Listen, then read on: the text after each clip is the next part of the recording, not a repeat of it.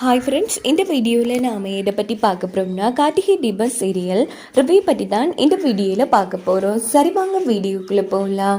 இந்த ஒரு எபிசோட் எப்படி ஸ்டார்ட் ஆகுதுன்னா, நம்ம ரம்யாவோட போலீஸ் சாமியார் நம்ம தீபா தண்ணியில் மிதந்து வேண்டுதல் பண்ணாதான் அபிராமி உயிர் பழிப்பாங்கங்கிற மாதிரி ஒரு கொடூரமான பரிகாரத்தை சொல்லிடுறாங்க.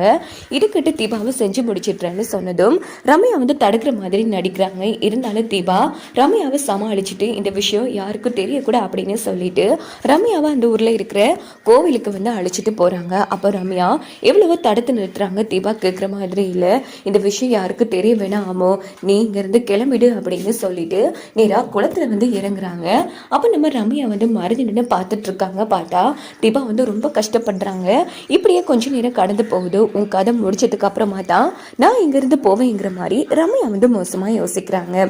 இங்க பார்த்தோம்னா நம்ம தீபா அம்மோ நீங்கள் நிற்கிறது சரி வராது போ அப்படின்னு சொன்னதும், இல்லை தீபா நீ நல்லபடியாக ஃபர்ஸ்ட் வேண்டதில் முடி, அதுக்கப்புறமா நான் போய்க்கிறேன் அப்படின்னு சொல்லிட்டு ரம்யா தீபா பார்த்துட்டு இருக்காங்க. இந்த பக்கம் அபிராமிக்கு நல்லபடியாக ஆப்ரேஷன் பண்ணி முடியுது.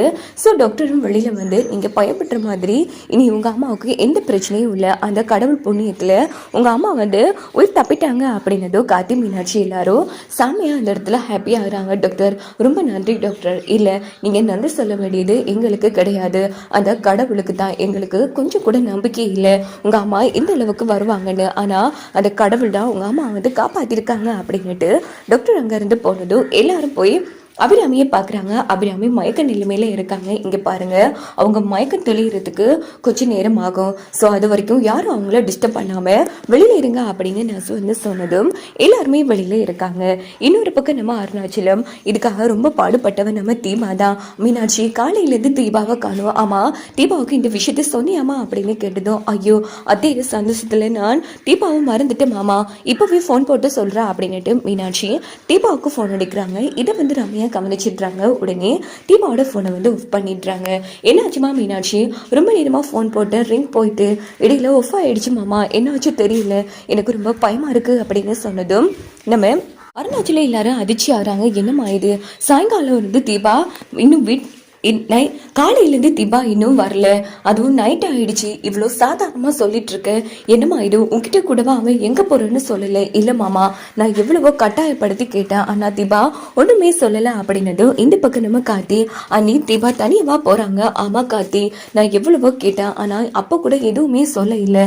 ஆனால் எனக்கு என்னமோ அதுக்காக தீபா பரிகாரம் பண்ண போயிருப்பான்னு சந்தேகமா இருக்கு அப்படின்னதும், எதை வச்சு நீ சொல்றீங்க? ஏன்னா அவ்வளோ பக்தியும் முத்தியமா அத்தை கொடுத்த அந்த புடவையை கட்டிட்டு போனா கண்டிப்பா அத்தை இன்னைக்கு நல்லபடியா குணமா இருக்குன்னா தீபா செஞ்ச பரிகாரமா கூட இருக்கலாம்ல அப்படின்னு சொன்னதும் இந்த பக்கம் காட்டி யோசிச்சு பாக்குறாங்க. தீபா தங்கிட்ட இப்படி நான் பரிகாரம் பண்ண போறேன்னு சொன்னது, ஆமா அப்பா நம்ம பயப்பட தேவையில்லை, தீபா கண்டிப்பா பரிகாரம் தான் பண்ண போயிருப்பாங்க. சரிப்பா பரிகாரம் பண்ணலாம், அதுக்கு காலையில இருந்து சாயங்காலம் வரைக்கும்னாலும் ஓகே, இப்போ நைட் ஆயிடுச்சுப்பா, இப்போ வரைக்கும் வீடு வரலன்னா எனக்கு என்னமோ தப்பா இருக்கு அப்படின்னதும் இந்த பக்கம் நம்ம காட்டி தீபாவுக்கு மறுபடியும் ஃபோன் அடிக்கிறாங்க.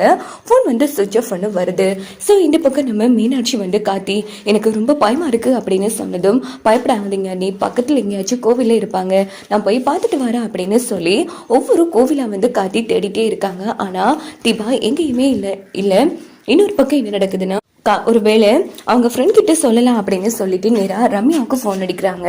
ஸோ அதே கோவிலில் பாட்டுலாம் போகும். அந்த பாட்டு ரம்யா ஃபோன் மூலமா கார்த்திக்கு கேட்குது. என்ன இது மேம் கோவிலில் நிற்காங்க போல இருக்கே அப்படின்னுட்டு, மேம் எங்கே இருக்கீங்க அப்படின்னு கேட்டதும், சொல்லுங்க கார்த்தி நான் இங்கே ஆஃபீஸ் வேலை கொஞ்சம் பார்த்துட்டு இருக்கேன், வீட்டில் தான் இருக்கேன் அப்படின்னதும் கார்த்திக்கு சந்தேகம் வந்துடுது. ஏன்னா கோவில் பாட்டுலாம் கேட்குது, இது என்னடா இவங்க வீட்டில் இருக்கேன்னு சொல்கிறாங்களே அப்படின்னது. ஓஹோ அப்படியா மேம், ஆமாம் தீபாவை கூட பேசுனீங்களா? இல்லை கார்த்தி காலையில் நான் தீபா கூட பேசவே இல்லை, உங்க அம்மாவை பார்க்க வர முடியல, சாரி கார்த்தி, நாளைக்கு காலையில கண்டிப்பா நான் பாக்குறேன். ஆமா அம்மாவுக்கு எந்த பிரச்சனையும் இல்லைல்ல, அம்மாவுக்கு ஆப்ரேஷன் முடிஞ்சிடுச்சா அப்படின்னு கேட்டதும், ஓகே நல்லபடியா சரியாயிடுச்சு அப்படின்னு சொன்னதும், எல்லாம் அந்த கடவுள் புண்ணியம் தான்ங்கிற மாதிரி ரம்யா சொல்லிட்டு இருக்காங்க.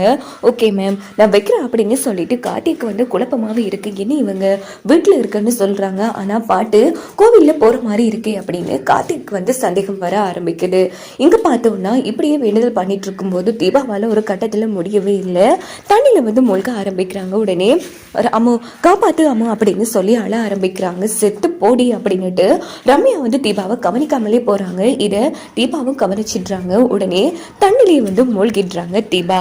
இங்க பார்த்தோம்னா எல்லா கோவில்லையும் தேடி பார்த்துட்டு நேரா ஹாஸ்பிட்டல் வந்ததும் கார்த்தி கண்டுபிடிச்சிங்களா இல்ல அண்ணி இப்போ வரைக்கும் காணும் அப்படின்னு சொன்னது கார்த்தி எனக்கு பயமா இருக்கு கார்த்தி ஒரு கோவில் குளத்துல தீபாவை தண்ணி அடிச்சிட்டு போற மாதிரி கனவு கண்டேன் நீங்களும் தீபாவை கை விட்டுட்டீங்க கார்த்தி அதை நினைச்சாதான் எனக்கு ரொம்ப பயமா இருக்கு தீபாவுக்கு ஏதோ ஆயிருக்குமா அப்படின்னு சொல்லுது சேச்சே அப்படிலாம் ஆகாதுன்னு பயப்படாதீங்க அப்படின்னு சொல்லிட்டு கார்த்தி என்ன பண்றாங்கன்னா நம்ம சரவணன் இன்ஸ்பெக்டருக்கு ஃபோன் போட்டு ரம்யாவோட நம்பரை கொடுத்து இதை கொஞ்சம் ரேஸ் பண்ணி எங்க காமிக்குதுன்னு சொல்ல முடியுமா அப்படின்னு கேட்டுட்டும் இன்ஸ்பெக்டர் வந்து காமிக்கும் உடனே அந்த நம்பரை வந்து அவங்களுக்கு தெரிஞ்ச ஒருத்தவங்களுக்கு அனுப்பி ட்ரேஸ் பண்ணி பாக்குறாங்க. இந்த பக்கம் என்ன நடக்குதுன்னா நம்ம ரம்யா வந்து அங்கிருந்து எஸ்கேப் ஆகி நேரா அவங்க வீட்டுக்கு வந்துடுறாங்க. செம ஹாப்பியா இருக்காங்க. எப்படியோ தீபா கதை முடிச்சிருச்சு, இனி காத்தி எனக்கு மட்டும்தான்ங்கிற மாதிரி உச்சக்கட்ட ஹாப்பில இருக்காங்க. சரவணனும் நம்ம ரம்யா வந்து கோவில நிற்கும் போதே அந்த லொகேஷனை வந்து சென்ட் பண்ணிருப்பாங்க. இந்த நம்பர் இந்த கோவில்ல தான் காமிக்குதுன்னு உடனே காத்தி என்ன பண்றாங்கன்னா வண்டி எடுத்துட்டு அந்த கோவிலுக்கு போறாங்க. அங்க பார்த்தோம்னா குளத்தை விளைச்சி கூட்டமா இருக்கு. சோ இது பார்த்த காத்தி அதிர்ச்சி ஆறாங்க. அப்போ அங்க இருக்கிற ஆட்கள் எல்லாம் விளக்குறாங்க. என்ன ஆச்சு அப்படின்னு கேளுங்க. தெரியல தம்பி, ஒரு பொண்ணு குளத்துல விழுந்து உயிர் விட்டுட்டா அப்படின்னு காத்தி செம அதிர்ச்சியாகி உடனே எல்லாரையும் விலக்கிட்டு வந்து பாக்குறாங்க. பார்த்தா தீபாவோட பாடி தான் வந்து கரை ஒதுங்கி கிடக்கு. இது பார்த்து காத்தி செம அதிர்ச்சியாகி தீபா என்ன ஆச்சுங்க, ஏங்க இந்த வேண்டாத வேலையெல்லாம் அவங்களுக்கு அப்படின்னு காத்து வந்து தட்டிட்டு இருக்காங்க. தீபா எழும்புற மாதிரி இல்லை. தம்பி நாங்க நினைக்கிறோம் உயிர் போயிடுச்சுன்னு, ஏன்னா இந்த பொண்ணு சாயங்காலம் இருந்தே ஏதோ ஒரு வேண்டுதல் பண்ணிட்டு இருந்தாப்பா அப்படின்னு ஒரு வயசானவங்க சொல்றாங்க. என்னமா சொல்றீங்க? ஆமாப்பா, எல்லாரும் சாதாரணமா 3 வாட்டி தண்ணியில மூழ்கிற பரிகாரத்தை தான் கேள்விப்பட்டிருக்கேன். இந்த பொண்ணு என்னன்னா தண்ணியில மிதந்துட்டு கிடந்தாப்பா அப்படின்னதும் கார்த்திக் வந்து குழப்பமாவே இருக்கு. உடனே நம்ம தீபா வந்து எழுப்புறாங்க. தீபா எழும்புற மாதிரியே இல்லை. உடனே ஓடி போய் கடவுள்கிட்ட வேண்டிக்கிறாங்க. தீபா எந்த ஒரு மூட நம்பிக்கையில் இப்படி ஒரு வேண்டுதல் பண்ணாங்கன்னு தெரியல, ஆனா தனக்காக எதுவும் பண்ணாம என் அம்மாவுக்காக தான் எல்லாம் பண்ணாங்க. தயவு பண்ணி என் தீபாவை மீட்டு கொடுத்துருங்க அப்படின்னு காட்டி பயங்கரமா அழுதுட்டு இருக்காங்க. இங்க பார்த்தோம்னா ஒரு வயசான அம்மா வந்து தீபாவை வந்து செக் பண்ணி பார்த்துட்டு தம்பி இந்த பொண்ணுக்கு உயிர் இருக்கு அப்படின்னு சொல்லுது. காத்தி வந்து அடிச்சு பிடிச்சி ஓடி வந்து தீபா வந்து நேரா நம்ம அபிராமி அட்மிட் ஆயிருக்கிற அந்த ஹாஸ்பிட்டலுக்கே கொண்டு போயிடுறாங்க. ஸோ நம்ம தீபாவை வந்து ஸ்ட்ரக்சர்ல வச்சு தள்ளிட்டு போறாங்க. இது பார்த்து மீனாட்சி எல்லாரும் செம அதிர்ச்சியாகி காத்தி என்ன ஆச்சுப்பா சொல்றப்பா அப்படின்னு சொல்லிட்டு உடனே தீபா வந்து அட்மிட் பண்ணிடுறாங்க. ட்ரீட்மெண்ட் நடந்துட்டு இருக்கு.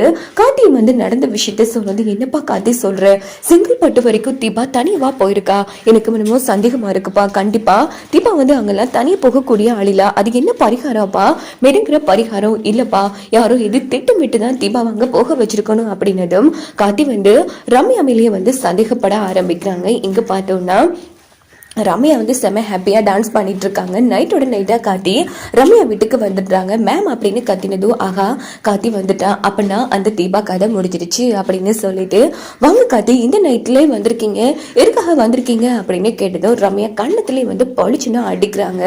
இது பார்த்து ரம்யா வந்து அதிர்ச்சி